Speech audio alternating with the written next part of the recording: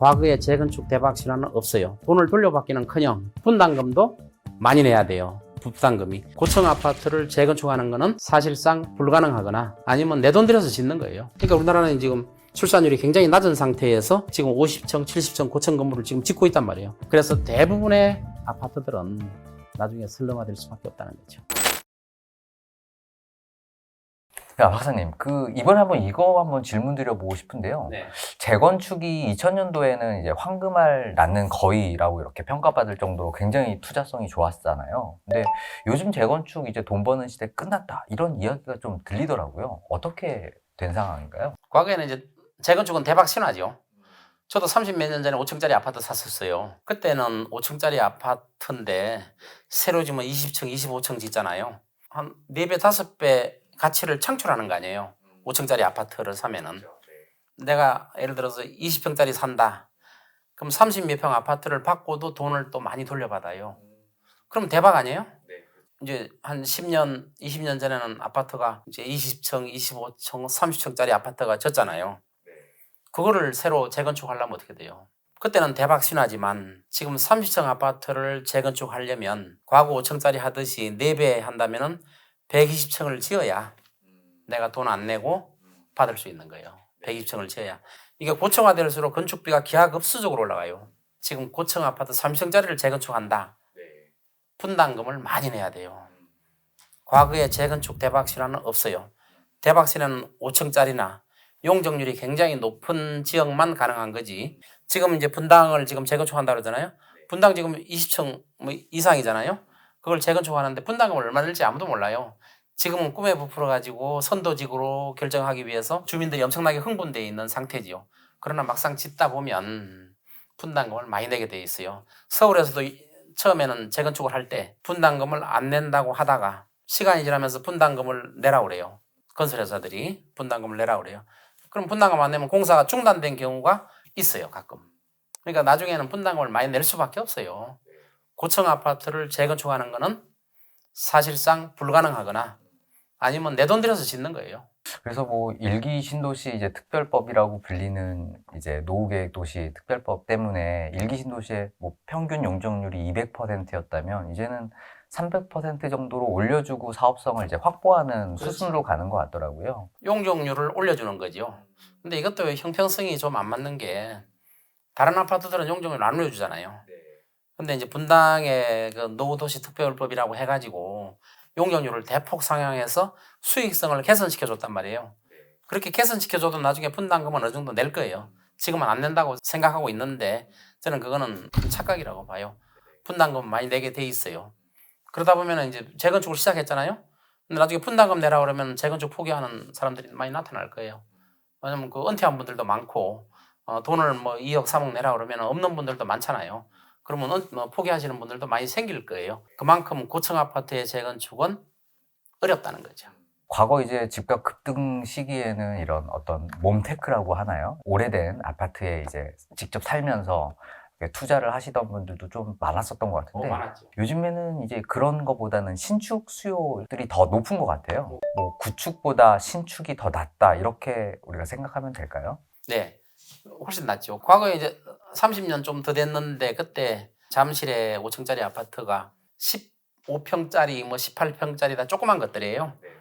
그때 그 5층짜리 연탄되는 아파트가 시세가 그때 한 2,300만 원 정도 한 걸로 제가 기억해요. 전세금이 2천만 원이에요.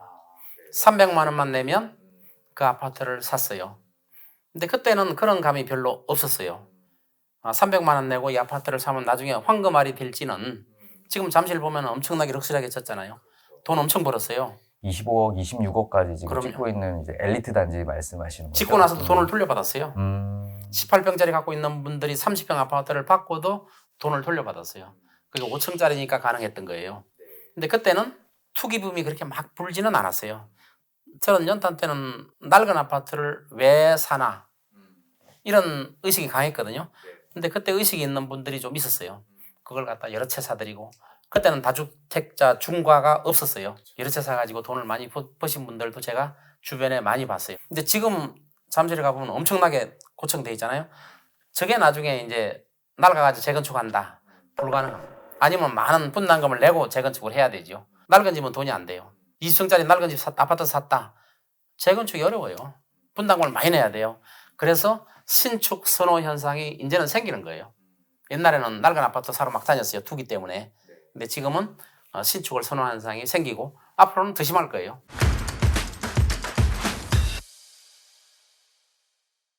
그래서 그런지 이제 부동산 시장에 이제 어떤 신축 공급이 이제 요즘엔 좀 많이 없지 않습니까? 그래서 정부가 88 공급 대책을 통해서 재건축 부담금도 조금 완화시켜 주려고 하고 용적률도 좀 완화시켜 주려고 하는 이런 정책 방향으로 좀 흘러가는 것 같아요.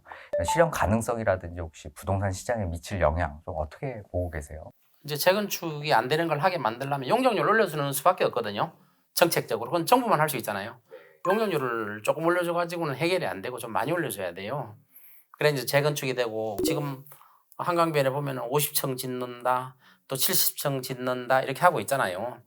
근데 문제는 장기적인 안목으로 보면 우리나라 인구가 줄어들잖아요. 앞으로 인구가 늘어날 가능성이 이렇게 많지 않아요. 미국 같은 데는 인구가 자꾸 늘어요. 이민자들이 엄청나게 몰려오기 때문에 애를 안 낳아도 인구가 많이 늘어나요. 우리나라는 이민자를 무제한 받아들이기가 힘들어요. 그러니까 스웨덴 같은 데 이민자를 받아들여서 이민자가 전체 인구의 30%가 됐어요. 지금 스웨덴은 어떤지 알아요? 그 살기 좋은 스웨덴이 범죄 천국이 됐어요. 낮에도 총소리 들리고 엄청난 범죄 천국이 지금 스웨덴이에요. 그러니까 이민자를 함부로 받아들일 건 아니거든요. 그러니까 우리나라는 지금 출산율이 굉장히 낮은 상태에서 지금 50층, 70층 고층 건물을 지금 짓고 있단 말이에요. 건축 허가를 내주고 있잖아요. 용적률 높여줘가지고. 그래야 수익성이 나타나니까. 그럼 나중에 인구가 줄었을 때 저 고층 70층 아파트, 50층 아파트는 재건축이 아예 불가능하거나 어마어마한 돈을 부담하고 새로 재건축을 해야 되는데 그러면은 저런 고층 아파트들이 인구가 지금처럼 줄어나간다면 4, 50년 지나면 어떤 현상이 생기냐면은 그런 아파트는 쓰레기 더미가 되는 거예요. 가치가 없어요. 재건축이 불가능하기 때문에. 근데 이런 경우가 있어요. 맨하탄에 80층짜리 아파트가 있어요. 그거는 평당 4억 5억 가요. 이거는 빌리어네어들, 돈 많은 분들이 사놓은 거기 때문에 리모델링을 자주 해요. 리모델링 한 번 드는데 10억, 20억씩 걷어서 리모델링을 계속해요. 펜트하우스 같은 경우는 리모델링 한 번 하면 100억 이상 내야 돼요. 아무 부담 없이 내요. 그렇게 낼 돈이 있는 분들은 100년 이상 돼도 슬럼화가 안 돼요. 그런데 그런 능력이 없으면 50층, 70층 아파트는 쓰레기 더미가 되고 아무 가치가 없는 땅이 돼버리는 거예요. 그런데 그만한 돈이 있는 분들이 산다면 아무 지장 없어요. 또 엄청나게 비싼 아파트가 되는 거예요. 계속 돈이 들어가니까. 관리비 들어가고 수선비, 유지비, 리모델해서 계속 살 수 있거든요. 조금 전에 말했던 맨하탄 그 70층 아파트 한 달 관리비가 얼마인지 알아요? 재산세하고? 얼마인가요? 20억에서 30억이에요. 그 펜트하우스를 말하는 거예요. 아, 네네네. 100평짜리 펜트하우스. 미국은 재산세가 세거든요. 그래서 월 2, 30억 관리비를 물 분들은 거기 사는 거죠. 그런데 우리나라 한강변에 만일에 10억 이상 월 관리비를 내라. 살 사람 있어요, 물론. 근데 그렇게 많은 사람이 없다는 거죠. 그래서 슬럼화 된다는 거예요. 초고층 아파트들은 앞으로.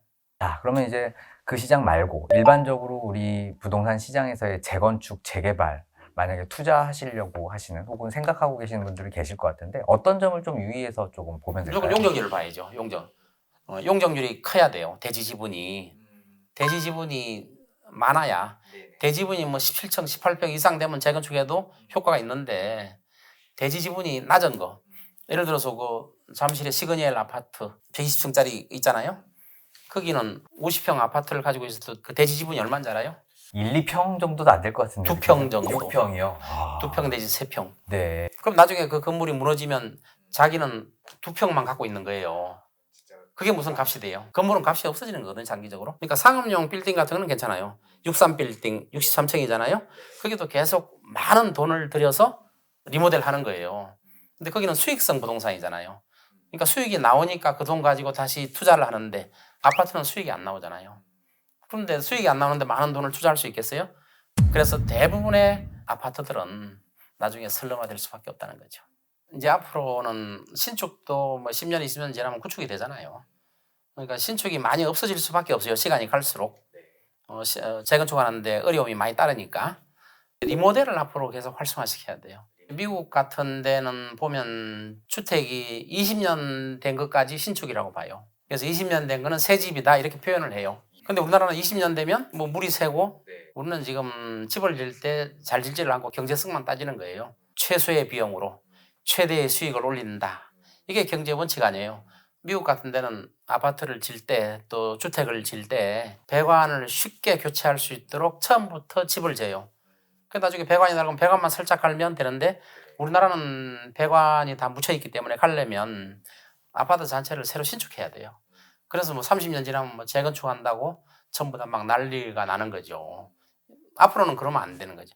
왜? 시간이 지날수록 신축도 구축이 되기 때문에. 그래서 앞으로 리모델해서 사는 그런 형태를 취해야 될 것 같아요. 계속 수리하면서 100년, 200년 살 수 있는, 그래서 처음에 질 때 제대로 재야 돼요. 우리가 재건축을 할 때 재건축 조합원들은 분담금을 적게 내기를 바라잖아요. 그러니까 건축비를 줄인단 말이에요. 건설회사가. 줄이면 어떻게 현상이 생겨요? 아파트를 튼튼하게 못 짓죠. 20년짜리, 30년짜리 아파트를 짓는 거예요. 근데 100년짜리 아파트를 지려면 어떻게 해야 돼요? 거기 살고 있는 조합원들이 분담금을 많이 부담해야 돼요. 많이 부담하고 튼튼하게 져야 돼요. 왜냐하면 신축을 선호하는데 신축은 시간이 지날수록 다 구축이 되기 때문에 리모델을 통해서 신축 형태로 만들어 나가야 돼요. 재건축이 아니라.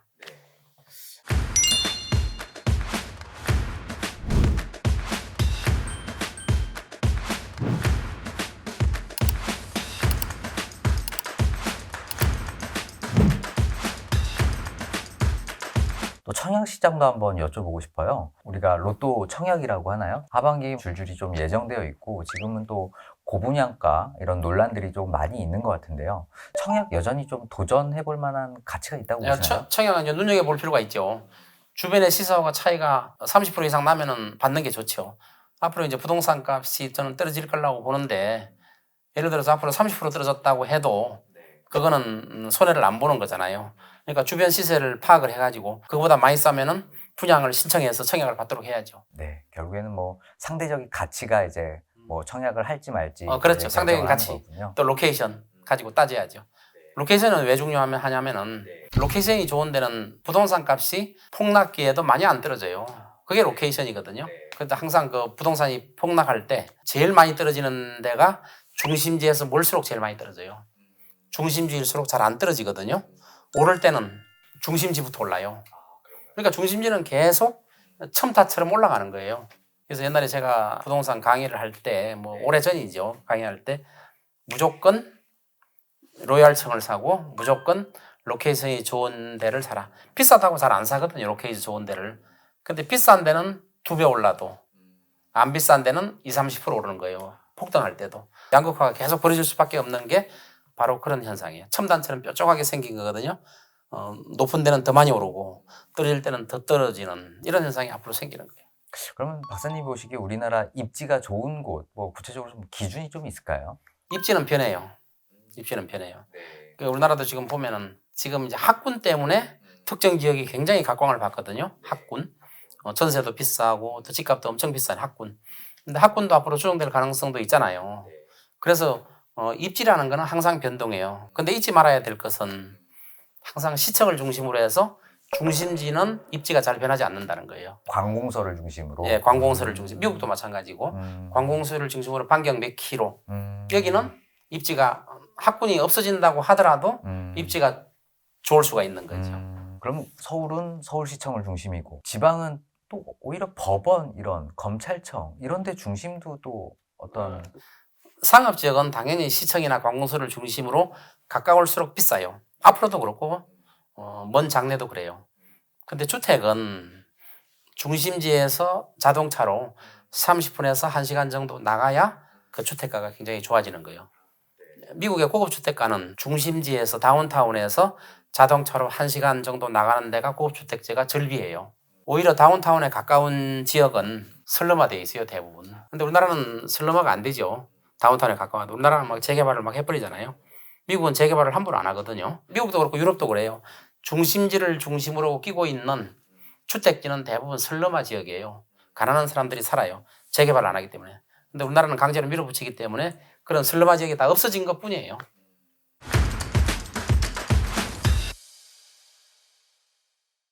온라인 커뮤니티죠.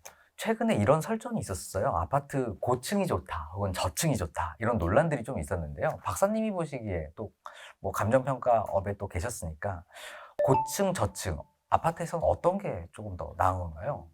이제 고층의 장점은 전망이거든요. 전망이 좋기 때문에 고층을 선호하는 거예요. 그리고 제일 꼭대기층이 보통 펜트하우스잖아요.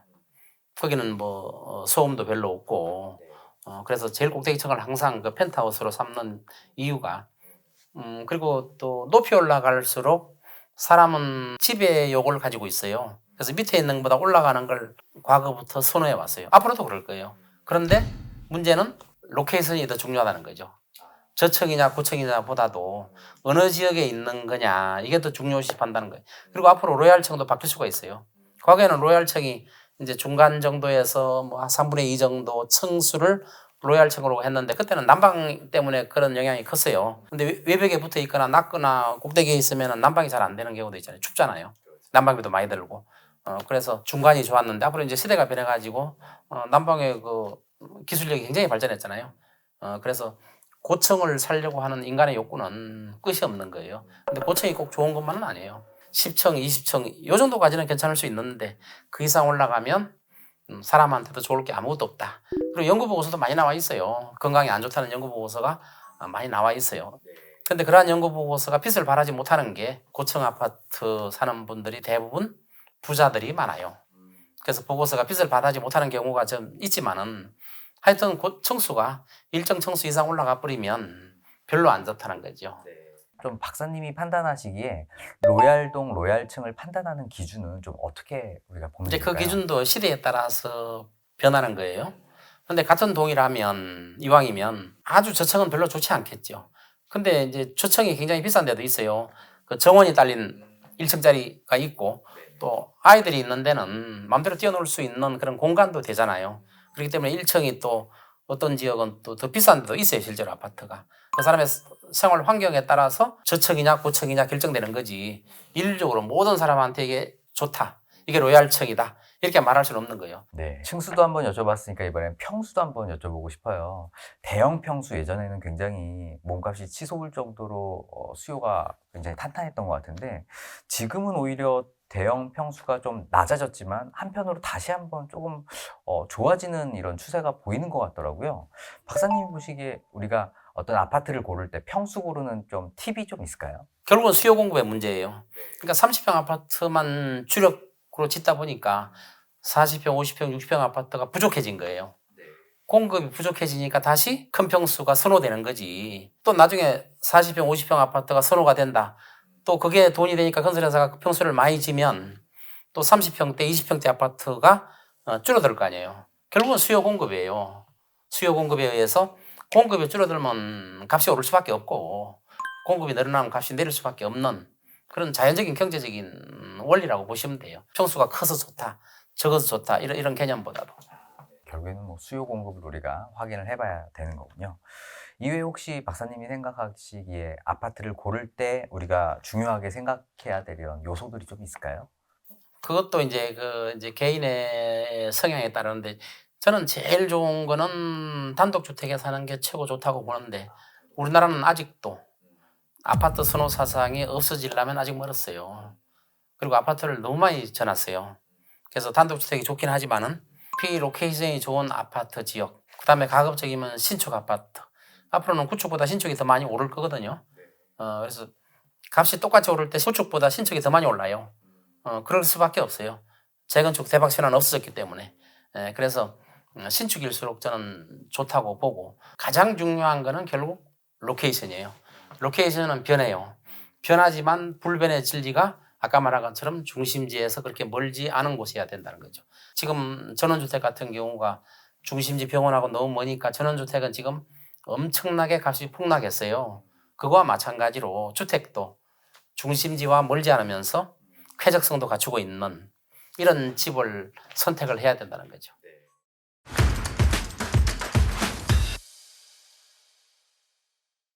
오늘은 국내 1호 부동산학 박사님이시죠? 서동기 박사님을 모시고 현재 부동산 시장 진단부터 전망까지 인사이트 들어보는 시간을 가졌습니다. 오늘 영상도 좋으셨다면 구독, 좋아요, 알림 설정 부탁드리고요. 다음에도 더욱 유익한 영상으로 찾아뵙도록 하겠습니다. 감사합니다.